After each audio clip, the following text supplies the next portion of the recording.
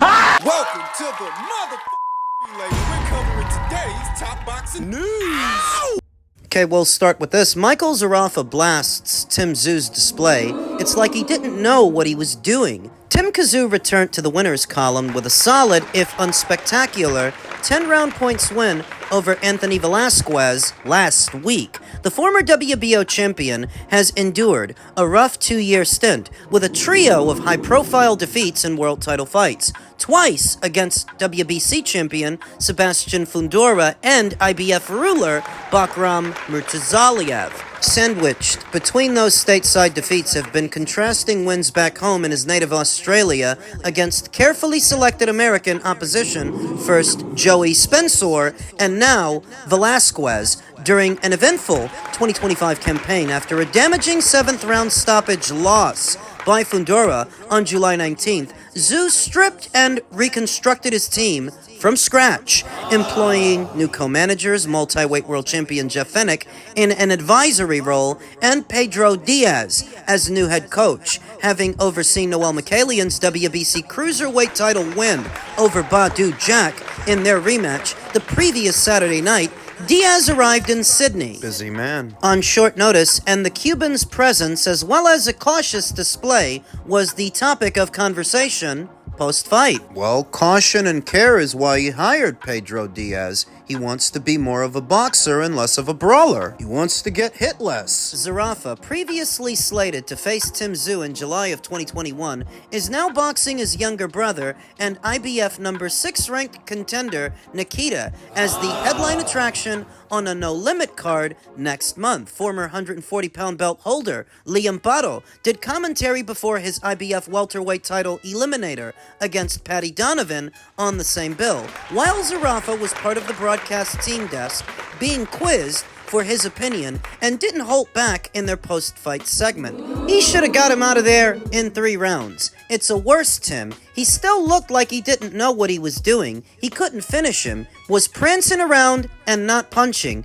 I know it's easier said than done, but I just feel like the old Tim is better. I hope they're doing something different because fighting like that, you're not going back to the top. I'm not saying that as a hater, more of a boxing lover, and from the outside, there are killers out there, and performing like that, you won't survive. Is it possible Timmy was overly cautious? Maybe, but that's why you hire a guy like Pedro Diaz, to patch up the holes and to be more cerebral, to take your time more. That was their very first fight together, so obviously there's more work needs doing. Rome, as they say, was not built in a day. And for Tim to become more cohesive and fluid with that style, it's going to take more than just one fight. Former world title challenger Zerafa acknowledged his bias against Tszyu, given their long-standing domestic rivalry, but highlighted a 2-month training camp under Diaz wasn't going to see immediate results, and they need to step it up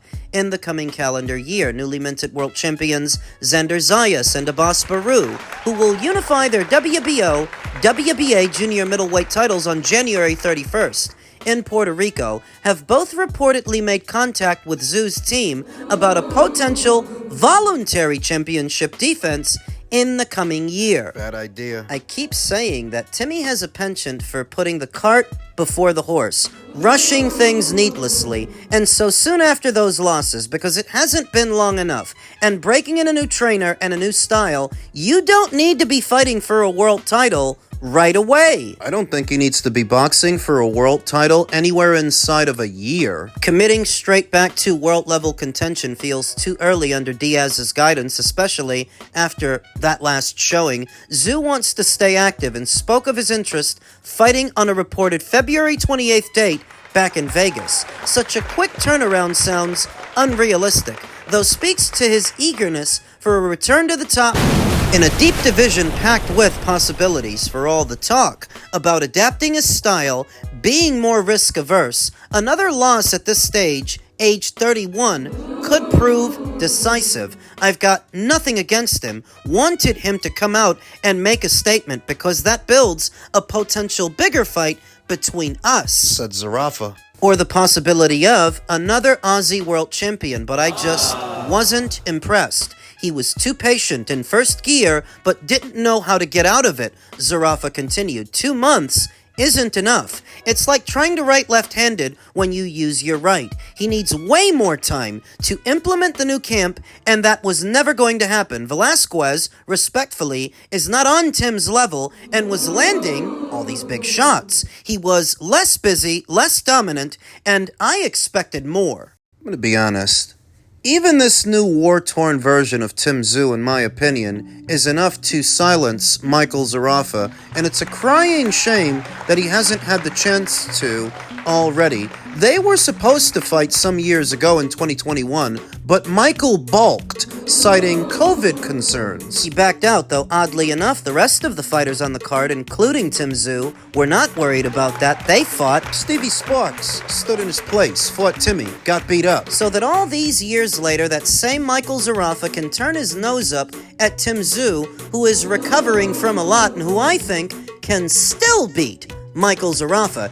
Though if Timmy hasn't been able to get his hands on Michael, there is one other Zoo that will, and that's Nikita. Whatever Tim hasn't got the chance to do to Michael, Nikita will do it. It's the tactlessness for me. Having the gall to critique a fighter that you so obviously avoided, the nerve! Coming from a boxer who's never shown any semblance of being world-class, for all I know, Velasquez might have beat Michael Zerafa. Two things can be true at the same time. What Michael is saying is true. Tim does need more time with Pedro to develop and break in this style, break in a new trainer, but at the same time, coming from him, it just sounds a certain way. It's going to. In my opinion, Tim should steer clear of world title fights for at least a year. Keep busy, keep active, and get used to that new style.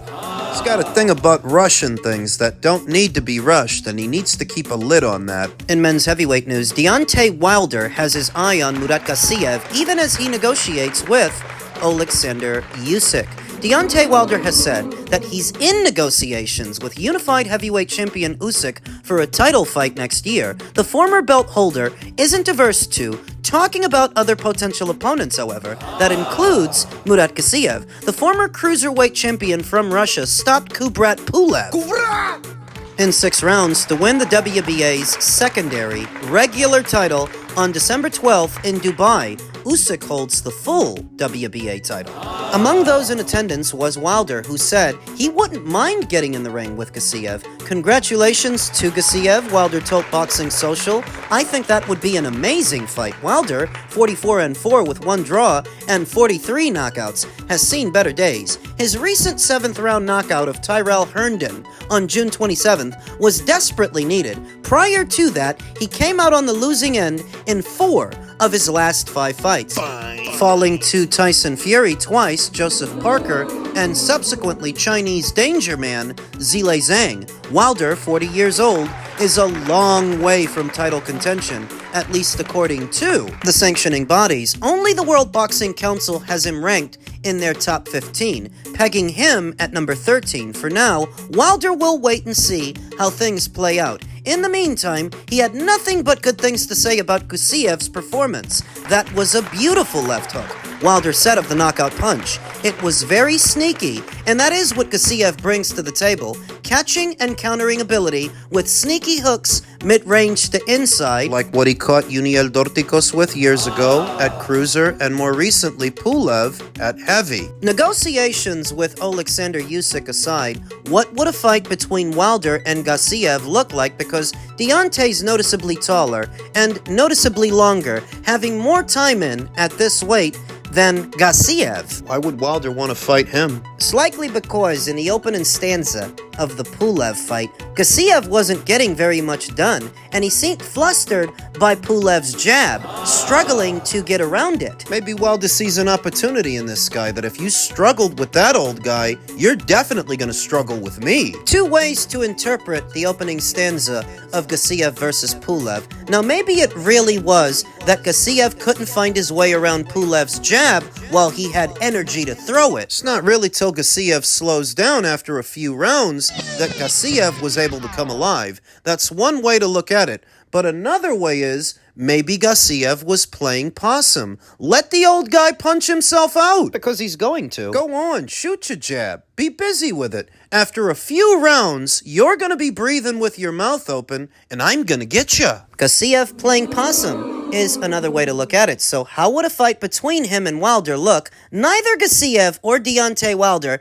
have the best footwork or the fastest feet. Nope. Deontay Wilder is significantly taller and significantly longer than Gassiev, so in theory, he could set him up for a big right hand coming in. But along with being significantly taller and longer, he's also significantly older and more war-torn. The snap on the punches, it isn't there. The explosiveness. It isn't there. You try for a right hand down the pipe and you might get countered with a left hook around the side. Catch and counter, slip and counter. That is Gassiev's speciality. Closing the distance on the other guy and letting go of short hooks, mid-range to inside, where Deontay Wilder just so happens to be vulnerable. He's one of these tall, long guys that needs room to work, but if you don't give it to him, he's a deer in the headlights. That's how Fury beat him, and that's how Gassiev, in theory, could beat him. The financier for such a fight would have to be the IBA, that seem a well-funded organization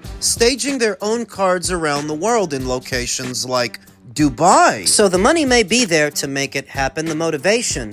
Gassiev's WBA regular title, which by itself isn't much, but it can be used as a segue to be elevated to the full title. We all know that Usyk is very close to retiring. He won't be around much longer, I don't think. And when he leaves, he's going to drop those belts, at which point, whoever's got the WBA regular will be elevated to full WBA champion. Gassiev is in position, unless somebody can knock him off his pivot. He's already gotten rid of one old relic from the previous era of boxers in Kubrat Pulev.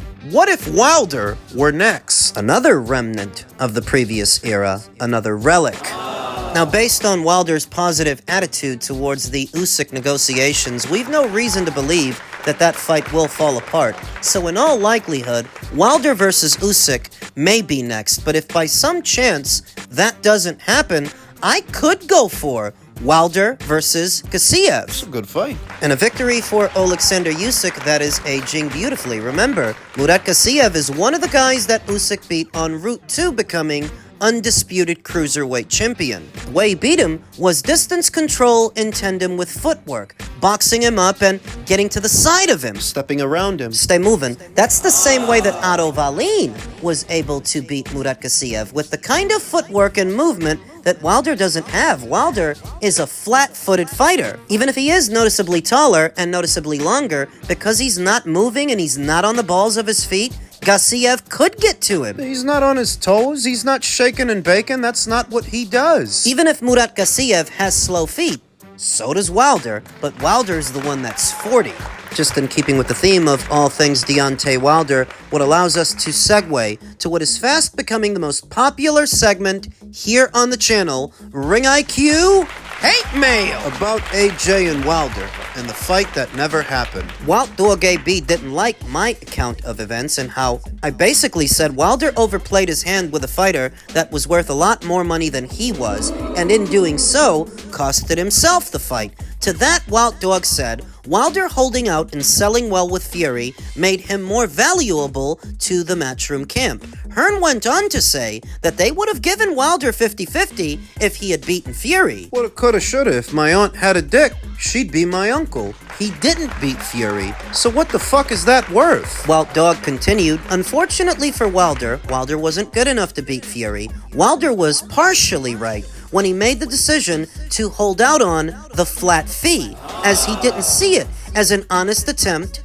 to make the fight. It doesn't matter what Wilder thought, Wild Dog. The ends have to justify the means. If every decision you made led you to losing to Tyson Fury and thereby losing out on the Joshua fight that you admitted would have paid you more than the Fury fights, all that means is you fucked up. Don't try to dress it up to be something else. If that's what your decision-making got you, then you made the wrong decisions. In the recent sit-down interview that Wilder had with Cigar Talk, he claimed that he tried everything to make the Anthony Joshua fight, but history shows all he really did was reject offer after offer, each one bigger than the last. So that when Wild Dog tells me that Wilder holding out and selling well with Fury made him more valuable to the Matchroom camp, that was only momentarily, and that was only after the first fight, the one that ended in a draw. There was your opportunity to capitalize, and that's when DAZN approached Wilder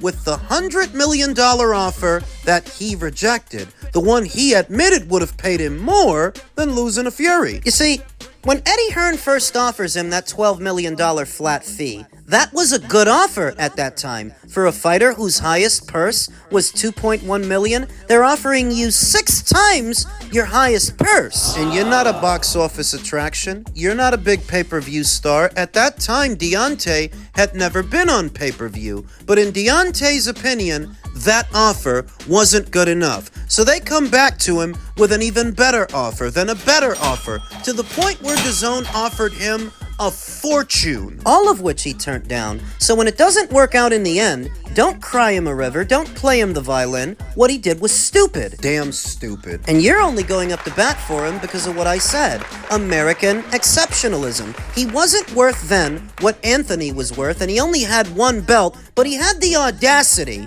to ask for half. Well, Anthony's got 3 belts, and he's worth a hell of a lot more money than you are. That if you were in his shoes, you wouldn't have given up half to some guy with 1 belt. He overplayed his hand, and that's all it is. Now, why does it seem like Americans always seem to go for this, even when it doesn't work? Like Brian Norman with Boots Ennis, or in this instance, Wilder and Joshua. They need to feel like they're gaming the system, gaming Eddie Hearn, gaming Matchroom. They need to feel like they're getting one over. Like they outsmarted somebody. On the opposition, negotiating from a position of fear, negotiating from a position of weakness, when if you really believed in your boxing, you would have took that $100 million, and win or lose, you would have been better off for it, and so would the sport of boxing, because that fight was big enough, it didn't matter who won, so long as it happened. But it didn't because of Wilder, and you guys keep trying to find creative ways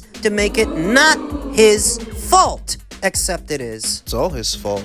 There's no errant mystery to this story, no real mystique. He's just another American fighter who overplayed his hand and priced himself out of a major fight, which is all the rage in America. It happens all the time. And guys like Wild Dog AB always fall for it, worrying about the fighter's bank account, arguing in favor of sheer nonsense at their own expense, because this costed you the fight. You. As a consumer. You understand that, right? That if you didn't get to see it, it's because of your boy. But like I said, they don't want it to be his fault, because they supported him, supported what he was saying and his failed business strategy that in the end blew up in his face. What Fury was for Wilder was a cherry pick gone wrong.